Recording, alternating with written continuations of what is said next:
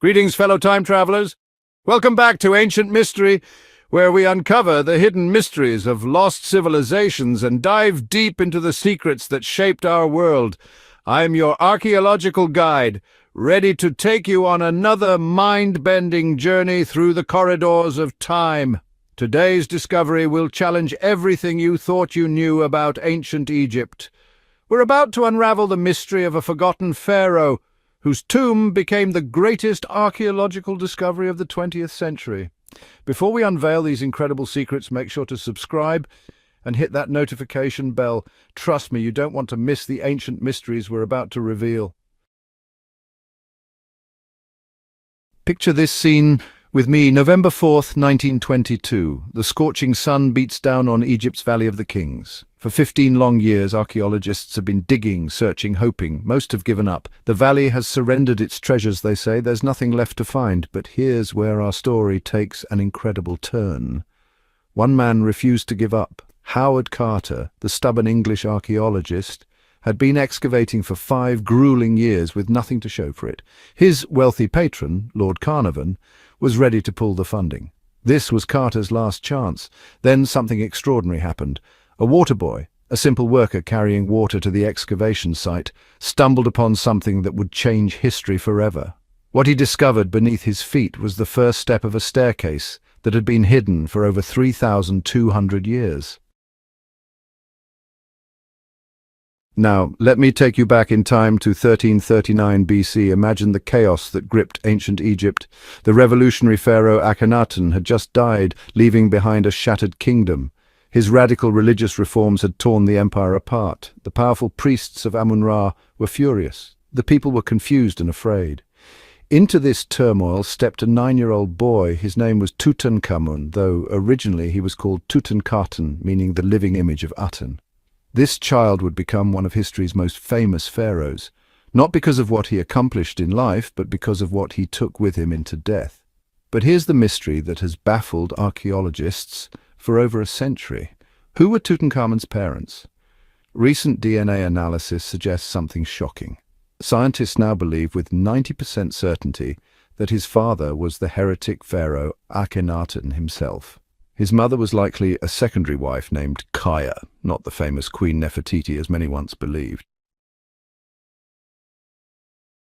Picture young Tutankhamun ascending to the throne of the most powerful empire on earth. At just 9 years old, he faced an impossible challenge: restore order to a kingdom in chaos. The temples of the traditional gods lay in ruins. The capital city of Tel El Amarna, built by his father, was crumbling. The people had lost faith in their rulers. Under the guidance of powerful advisors and the influential priests of Amun, the boy king made a momentous decision. He would abandon everything his father had built and return to the old ways. He changed his name from Tutankhaten to Tutankhamun, the living image of Amun. He moved the capital back to Thebes and began the massive task of rebuilding the temples his father had destroyed. But fate had other plans for this young pharaoh. After ruling for only 10 years, Tutankhamun died mysteriously at the age of 18 or 19. The cause of his death remains one of archaeology's greatest puzzles. Was it murder, disease, an accident? Recent CT scans of his mummy have revealed tantalizing clues, but the mystery endures. Fast forward back to that fateful day in 1922. When Howard Carter's team cleared away the rubble and debris, they found themselves staring at a sealed doorway bearing the cartouche of Tutankhamun.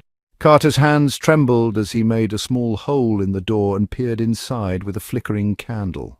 Lord Carnarvon, who had rushed to Egypt upon hearing the news, asked the question that would echo through history. "Can you see anything?" Carter's reply became legendary. "Yes, wonderful things." What Carter saw that day was beyond his wildest dreams.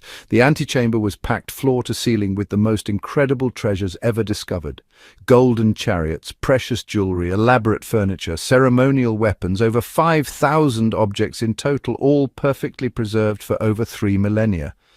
But the real shock came 22 days later. On November 26th, Carter broke through the sealed doorway to the burial chamber. There, in the center of the room, stood four nested golden shrines containing the pharaoh's sarcophagus. Inside were three coffins, one inside the other. The innermost coffin was made of solid gold and weighed over 200 pounds. Here's what makes this discovery even more incredible. Tutankhamun's tomb was tiny compared to other royal tombs. It covered barely 100 square meters, smaller than most modern apartments. Scholars believe this wasn't his original tomb at all. His sudden death caught everyone by surprise, including the tomb builders. They had to hastily place his mummified body in a burial chamber meant for someone else. Recent scientific analysis has revealed even more shocking secrets. The pharaoh's mummy shows signs of hasty embalming. His heart was missing, highly unusual for Egyptian burial practices. Most intriguingly, his body appears to have been severely damaged, possibly by fire, before mummification. What happened to the boy king in his final moments? The evidence suggests a tale of political intrigue, possible assassination, and cover-ups that would make a modern thriller seem tame. DNA tests on other royal mummies have revealed a complex web of family relationships that challenges everything we thought we knew about this period of Egyptian history. But our story doesn't end with Carter's discovery.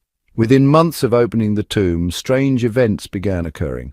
Lord Carnarvon died mysteriously in Cairo, reportedly from an infected mosquito bite. At the exact moment of his death, all the lights in Cairo went out, and back in England his dog howled and died. Was this coincidence, or was there truth to the ancient curse supposedly inscribed on the tomb, "Death shall come on swift wings to him who disturbs the peace of the king"? Over the following years, several people connected to the excavation died under mysterious circumstances, fueling legends of the pharaoh's revenge.